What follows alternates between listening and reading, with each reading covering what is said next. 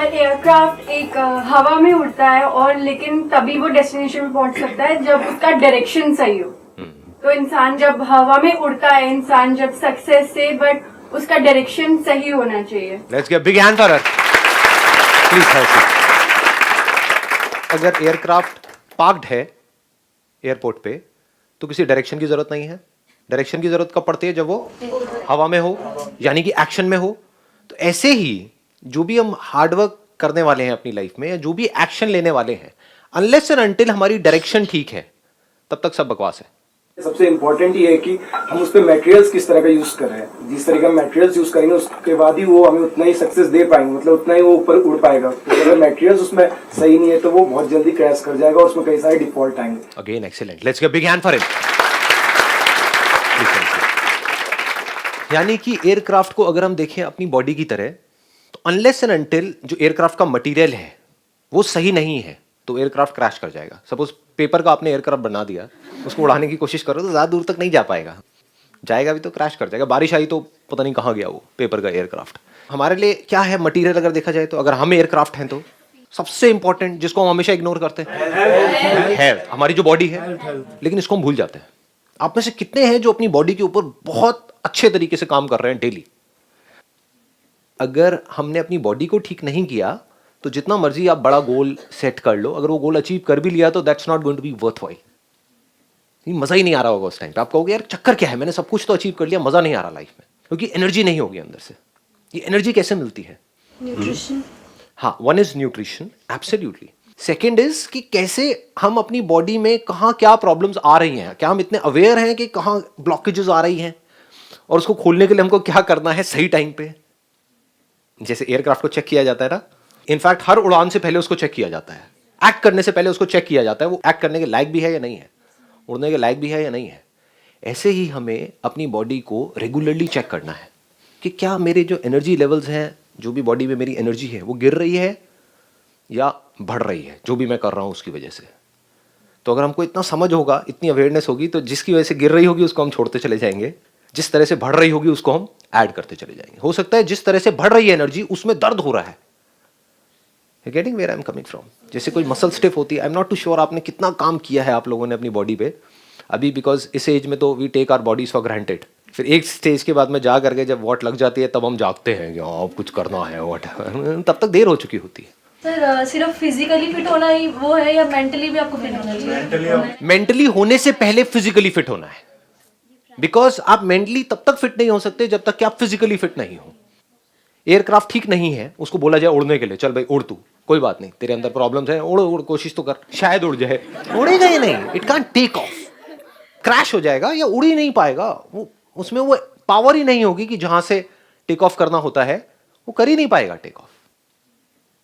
बहुत सारे जो हमारी इमोशनल जो उथल पुथल होती है या प्रॉब्लम्स होती हैं, we feel sad at times without any reason, कोई रीजन नहीं होता लेकिन मूड खराब हो जाता है, उसका कनेक्शन हमारी बॉडी से होता है, हमें पता नहीं होता है। तो सबसे पहला जो काम है वो है कि अपनी बॉडी पे काम करना है। अब बॉडी पे कैसे काम करते हैं? हम सोचते हैं कि हाँ भाई जिम चले जाना मतलब बॉडी पे काम करना, नहीं, वो तो ऊपर ऊपर सुपरफिशियल लेवल पे हो रहा है। या फिर योगा करना मतलब बॉडी पे काम करना, नहीं, वो सुपरफिशियल लेवल पे हो रहा है। One is nutrition, second is कि जो भी आप कर रहे हैं अपनी होल्डिंग कैपेसिटी बढ़ाओ। ये एक बड़ा इंटरेस्टिंग पॉइंट आपको बता रहा हूं कि अगर आप कुछ करते हो योगा में, आपके किसी पार्ट में प्रॉब्लम है, मानो बैक में यहां पे प्रॉब्लम है, तो हो सकता है आपके नेक में पेन हो रहा हो या लोअर बैक में हो रहा हो, आप किसी डॉक्टर के पास जाओ, वो आपकी नेक पे थोड़ा सा फिजियोथेरेपिस्ट कुछ करे और वो ठीक हो जाए 3-4 दिन में, और आपको मैं तो ठीक हो गया, ऐसा नहीं होता है। There is a strong possibility कि जहां पे आपके पेन हो रहा है वहां पे कोई प्रॉब्लम ही नहीं है, प्रॉब्लम कहीं और होती है। कोई और आपकी मसल है जो स्टिफ है, तो उसके स्टिफ होने की वजह से सारा जो लोड आ रहा है वो आ रहा है आपकी अपर मसल के ऊपर और लोअर मसल के ऊपर, उस वजह से उसको एक्स्ट्रा काम करना पड़ रहा है, उस वजह से वहां पे पेन हो रहा है। और आप जो मेन एरिया है वहां तक तो आप देख ही नहीं रहे हो, ना कोई डॉक्टर देख रहा है, तो वहां तक स्ट्रेच को पहुंचाने के लिए you need to hold on to that particular stretch for at least a minute. हम क्या करते हैं, योगा किया, क्या समझते हैं हम योगा का मतलब? फटाफट फटाफट एक आसन किया, 5-10 सेकंड के लिए होल्ड किया, फिर अगले पे आ गए, फिर अगले पे आ गए, फिर अगले पे आ गए। You need to hold on to it, तब जा करके धीरे धीरे आप देखोगे उस पार्ट में सेंसेशन होनी शुरू होगी जो एक्चुअल में स्टिफ है, जिस पे एक्चुअल में काम करना है। फिर जब वहां पे दर्द होगा तो again you need to hold on to it and understand कि गुड पेन क्या है और बैड पेन क्या है. Do you want me to test these things? या कुछ है इंटरेस्टिंग लग रहा है? बहुत इंपॉर्टेंट है ये, बिकॉज आज जो हमारा लाइफस्टाइल है ना, उसमें इससे इंपॉर्टेंट इन्फॉर्मेशन कुछ नहीं है, ये जो मैं अभी आप लोगों के साथ में शेयर कर रहा हूँ. और ये कहीं से पढ़ के नहीं बोल रहा हूँ, अपनी बॉडी को बड़े बारीकी से ऑब्जर्व करके आपको बता रहा हूँ ये सारी बातें. अगर इसकी डेप्थ को आप देख पाओ तो. इसका एक बड़ा इंटरेस्टिंग आपको बात बताता हूँ, हम क्या करते हैं और क्या करना चाहिए. देखो, एयरक्राफ्ट चाहे ठीक हो या खराब हो, उसकी चेकिंग रेगुलर होती है. ये नहीं कि वो बाहर से ठीक दिख रहा है तो ठीक ही है ना, अभी तो आया है तो ठीक ही होगा ना. समझ गए ना? अभी कोई प्रॉब्लम तो दिख नहीं रही है तो ठीक ही होगा ना, कोई सिग्नल तो नहीं आ रहा है इसका मतलब ठीक ही होगा ना. नहीं, फिर भी उसको रेगुलरली चेक किया जाता है. मतलब क्या है कि आपकी बॉडी अगर अभी ठीक भी है, then also you need to do some stretching, some strengthening, क्योंकि आने वाले टाइम में जो आपकी लाइफस्टाइल है या आज भी जो आपकी लाइफस्टाइल है, ज्यादा टाइम नहीं लगेगा वॉट लगने में.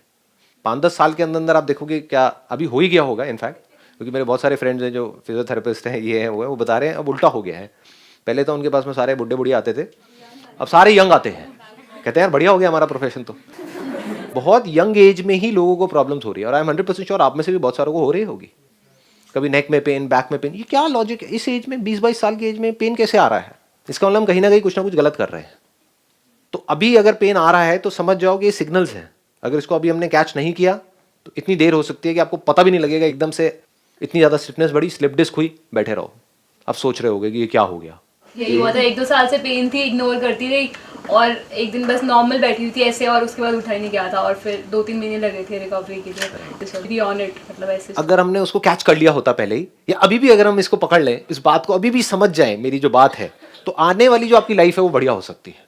अगर अभी भी हम ना सीखें अपनी इस गलती से तो फंसते चले जाएंगे, प्रॉब्लम बढ़ती चली जाएगी. और बॉडी क्या है, पूरी इंटरकनेक्टेड है. आप ये नहीं कह सकते कि एक एयरक्राफ्ट है उसमें एक पार्ट ही तो खराब है, उससे क्या फर्क पड़ता है. वो पार्ट सारे और पार्ट से कनेक्टेड है.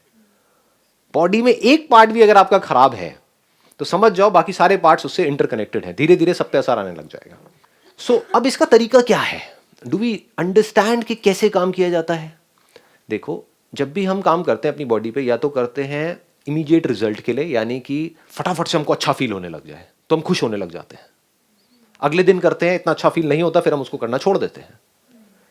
तो आपको कुछ बेसिक सी बातें बताऊंगा. Do you want to know that या नहीं? आगे बढ़ो. हाँ ठीक है. देखो, बड़ी मजेदार बात बताता हूँ. कोई भी आप एक्सरसाइज करोगे ना, तो उसका जो असर आएगा आपके ऊपर, पहले तो ये समझ लो कि एक गुड पेन होता है, एक बैड पेन होता है. गुड पेन मतलब क्या, कि आपने स्ट्रेच किया, अभी एक पार्ट में पेन आ रहा है, जैसे ही आपने वो स्ट्रेच करना बंद किया वो पेन आना बंद हो गया. This is good pain. एक है आपने कुछ उल्टा सीधा स्ट्रेच कर दिया और उसके बाद भी वो पेन बढ़ता जा रहा है, दैट इज बैड पेन. तो you need to understand the difference between good pain and bad pain. अब इसमें एक और मजेदार बात आपको बताता हूं कि हमारी जो बॉडीज है वो हर मोमेंट में चेंज हो रही है, डेली चेंज हो रही है. तो आज अगर आप कुछ एक्सरसाइज करोगे, उसका पेन आ रहा है मान लो इस जगह पे, तो आप कल करोगे कहीं और आने लग जाएगा, मतलब वो पार्ट अब खुल गया है, तो अब आपको पता लगेगा मैं थोड़ा सा डीपर जा रहा हूं. अगर आप डेली एक एक्सरसाइज कर रहे हो, डेली वहीं पे पेन आ रहा है जहां पर 1 साल पहले आ रहा था, इसका मतलब आप नेक्स्ट लेवल पे गए ही नहीं हो, आप वहीं घूम रहे हो गोल गोल गोल गोल.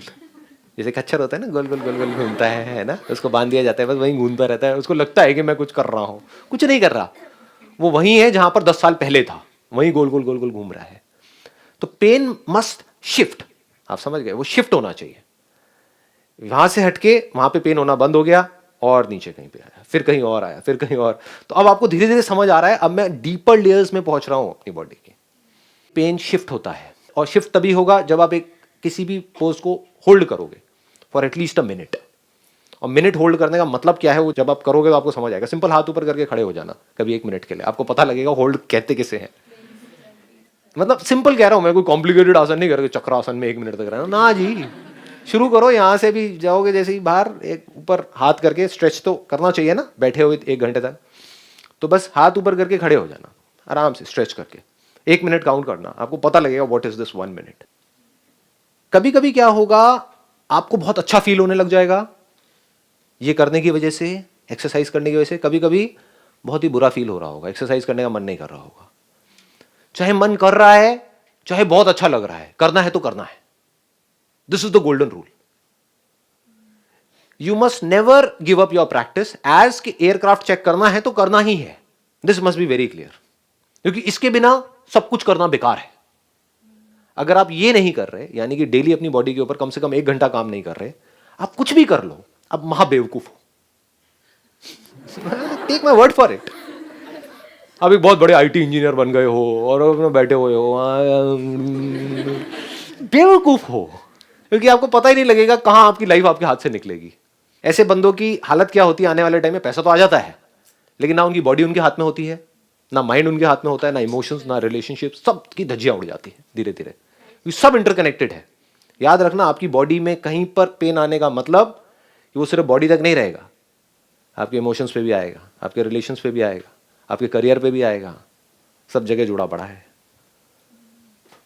सो you must know how to bear good pain with a smile. Normally जब पेन हो रहा होता है, जैसे कहीं कोई स्ट्रेच करेगा आपको, या आप खुद भी अपने आप को स्ट्रेच करोगे, पेन होगा तो ऐसे करेंगे, क्या जोर लगा रहे हैं. कभी देखना अपनी शक्ल शीशे में, देखना कितना भी पेन हो रहा हो, if it is good pain, if you know what good pain is, चेहरे पे एक स्माइल होनी चाहिए. आने दो कितना आ रहा है, let it come. Sir but yoga में तो पेन को भी रिलैक्सेशन के साथ फील करना होता है ना. वही, that is what I am saying, इसीलिए मैंने स्माइल बोल दिया यहाँ. सर वो वाली फेस नहीं बना सकते योगा. वॉली फेस नहीं बना सकते, लेकिन वॉली फेस बनती है, राइट? हाँ, जैसे ही होल्ड करना पड़ता है 1 मिनट तक, तो अलग अलग तरह के फेसेस बनते हैं, हमारी हालत खराब होती है. अगर वैसे फेसेस बना करके आप कर रहे हो तो दैट मीन्स कि अब आप ज्यादा देर तक नहीं कर पाओगे. You must smile and do it. कुछ भी हो रहा है, ठीक है जी. Pain is not important, pleasure is not important. At times you will get lot of pleasure from it. इतना प्लेजर मिलेगा जितना आप सोच भी नहीं सकते. अभी आपको पता नहीं है इसकी डेप्थ क्या है, कि once you start working on your body, और एक बार आपकी बॉडी फिट होती चली जाती है, तो क्या होता है, एनर्जी जो है वो पूरा प्रॉपर्ली फ्लो कर रही होती है. ऐसी एनर्जी होगी कि आप कहोगे कि हो क्या रहा है. सुबह उठोगे एकदम एनर्जी से भरे हुए हो, पूरे दिन एनर्जी से भरे हुए हो, मतलब कुछ कमाल की ही एक अंदर एक फीलिंग हो रही है. तो इस फीलिंग की वजह से खुश नहीं होना है. समझ गए? खुश नहीं होना है, फंस जाओगे बुरे तरीके से. क्योंकि इस फीलिंग से अगर आप खुश हुए तो हो सकता है अगले दिन ये फीलिंग ना हो, फिर आप उसको करना छोड़ दोगे. तो चाहे कैसी भी फीलिंग हो रही है, अगर आप इस तरह से चले जिस तरह से मैं बात कर रहा हूं, तो 2-3 साल में क्या होगा कि आपने अच्छी फीलिंग्स को भी छोड़ते गए, बुरी को भी छोड़ते चले गए, अपनी प्रैक्टिस पे फोकस किया, सिर्फ और सिर्फ प्रैक्टिस. तो धीरे धीरे क्या होगा, स्ट्रेच डीपर होता चला जाएगा, मसल्स अंदर से स्ट्रांग होती चली जाएंगी, एनर्जी बढ़ती चली जाएगी, और तब भी आप एनर्जी को नहीं पकड़ोगे, अपनी प्रैक्टिस पे फोकस करोगे, तो आपकी बॉडी कमाल की बनती चली जाएगी. बट ये आपका गोल नहीं है. आपका गोल क्या है? अंडरस्टैंडिंग, जिससे कि फटाफट से इस अच्छी फीलिंग को छोड़ करके, जो मुझे अपनी बॉडी को फिट करके मिल रही है, इस सारी एनर्जी को लगा दिया जाए अपने माइंड पे काम करने में. Move on to the next level. Why be on this level? क्योंकि बॉडी अगर फिट करना आपका गोल है, तो आप में और जानवरों में क्या फर्क है? तो आपका एंड गोल वो है जहां पे जानवर अभी है, which is the beginning of animal life, यानी कि फिटनेस. जानवर सारे फिट हैं, उनको किसी योगा की जरूरत नहीं है.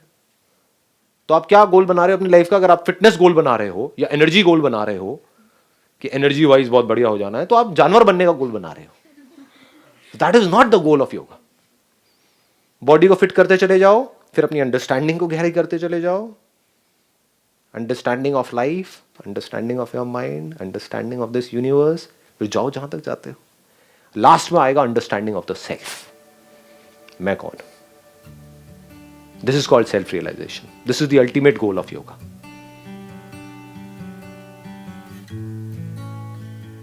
If you're absolutely clear about कि मैं क्या हूं, वहां पर क्या होता है? Absolute peace of mind. That is the highest goal of life. That is the highest goal of human life.